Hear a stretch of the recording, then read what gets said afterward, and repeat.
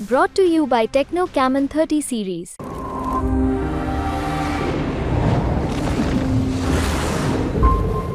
Sir Delhi वाले जिसको देते हैं सातों सीटें देते हैं और केंद्र में उसकी सरकार बनती है, पर आपका अनुमान है कि 2 से 3 सीटों पर बीजेपी को नुकसान होगा। यानी दिल्ली में वोटिंग पैटर्न बदला है अगर आपके विश्लेषण की बात करें तो। लेकिन 2014 और 2019 में बीजेपी की जीत का मार्जिन इतना था कि आम आदमी पार्टी और कांग्रेस के भी वोट मिला लें तो बीजेपी सातों सीटें लगभग जीतती हुई नज़र आ रही है।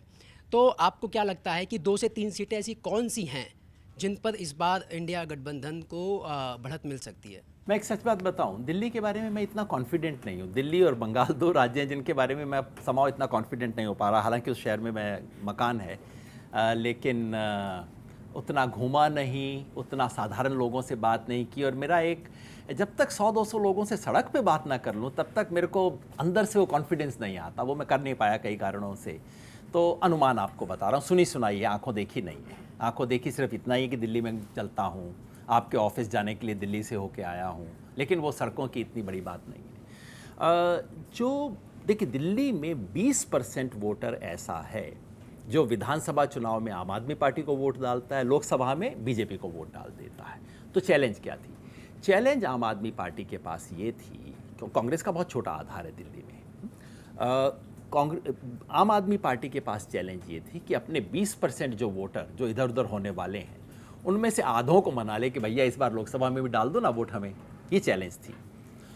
अरविंद केजरीवाल को गिरफ्तार करने के बाद ऐसा लगा कि हाँ, वोटर के मन में सेंस गया है कि नहीं यार, ये तो गलत हुआ है, ठीक तो नहीं हुआ, जिससे एक उम्मीद बंधी।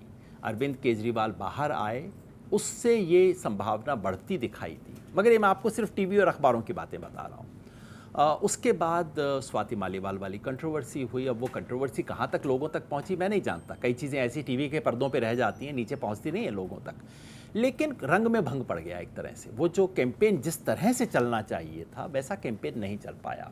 ज़मीन पे आम आदमी पार्टी और कांग्रेस के कार्यकर्ता किस हद तक जुट पाए, मेरे मन में अभी भी क्लियर नहीं है। इसलिए मैं सोचता हूँ कि जैसा आपने ठीक बताया, आम आदमी पार्टी और कांग्रेस के वोट जोड़ भी दें तब भी बीजेपी उनसे 16% आगे है। उसमें कमी आई है, 16% के मार्जिन में कमी आई है। और इसलिए मुझे लगता है कि 2-1 सीटों पे फ़र्क पड़ेगा। वैसे बात आप ठीक कह रहे हैं कि 2-1 सीटों वाली बात आमतौर पे होती नहीं है, या तो इधर होता है या उधर होता है। अभी मुझे विपक्ष 7 सीट जीत जाए, मेरे मन में इच्छा तो है, लेकिन वो मुझे फलीभूत होती दिखाई नहीं देती।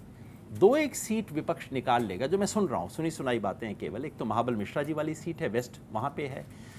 दूसरा नॉर्थ ईस्ट है। अब नॉर्थ ईस्ट में जीत जाए, इसमें एक थोड़ा सा आशा का अंश भी है भाई, मैं साफ मानता हूँ। मैं चाहता हूँ कन्हैया को लोकसभा में देखना। अगर वो आ जाएँ तो इतना जो झूठ इस देश में चलाया गया उनके नाम को लेके, एक तो वो मिटेगा, और दूसरा इस देश को एक सुंदर साफ आवाज़ सुनने को मिलेगी। तो मेरी उम्मीद है, अपेक्षा भी है कि 2-3 सीट जिसमें से नॉर्थ ईस्ट होगी, ऐसी मेरी उम्मीद है।